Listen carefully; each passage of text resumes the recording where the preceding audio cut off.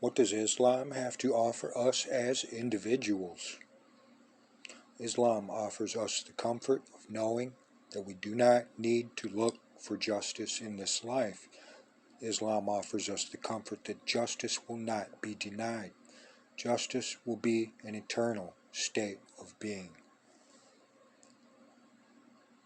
The actions one takes, the actions one has to face, cannot be forgotten if one passes from this life form into an eternal state of being, as the Muslims state. If the causative force, God, Allah, He, She, It, is omnipresent, that is complete and full omnipresence, not a partial omnipresence as traditional classical theism posits.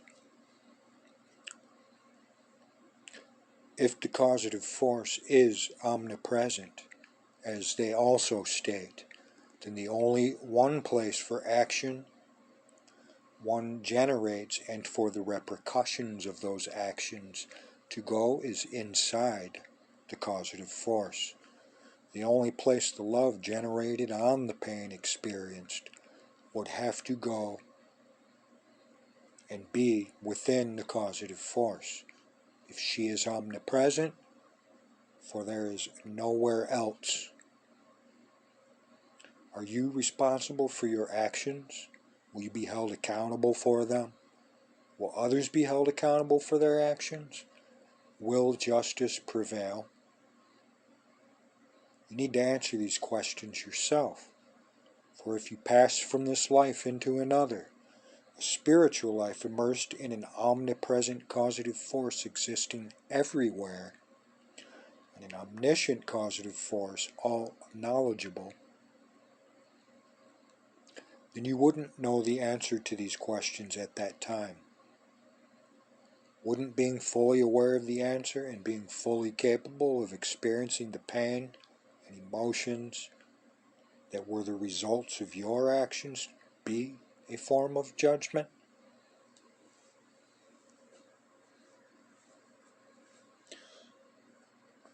Wouldn't being fully aware of the answer and being fully capable of experiencing the pain and emotions that were the results of your actions be a form of judgment? Perhaps the Islamic idea of justice not being denied is an absolute. But what of reducing the suffering of others? What is that to do with you? Once having passed through this life state, Islam implies you move into a new state of eternity. Panentheism implies you return to the only place there is, and that is within the causative force.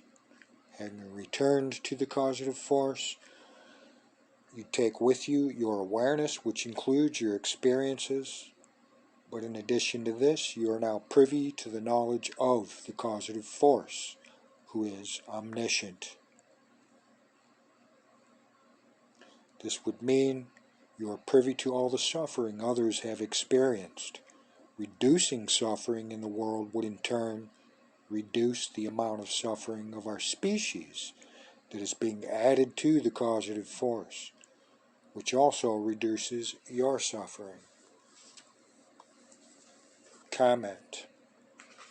So what we have is a reciprocal karma, a karmic wheel. There's a cycle. And there'll come a time when suffering will increase to the point of almost filling the entire wheel. And the good karma or the bad karma of humanity will outweigh the good. The bad meaning that which produces suffering.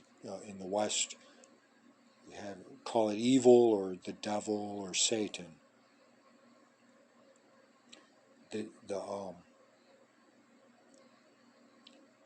the angel of death, so to speak.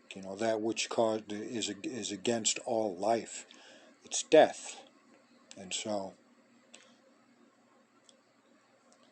the cross also is a symbol of that reciprocal action. You have life or death, and then life through resurrection. So there's a reciprocal action going on there as well as far as karma. So death brings forth life, life in cycle brings forth death. So we go through the life-death cycle until we're resurrected, or in the Eastern sense, reincarnated in one form or another until that cycle stops.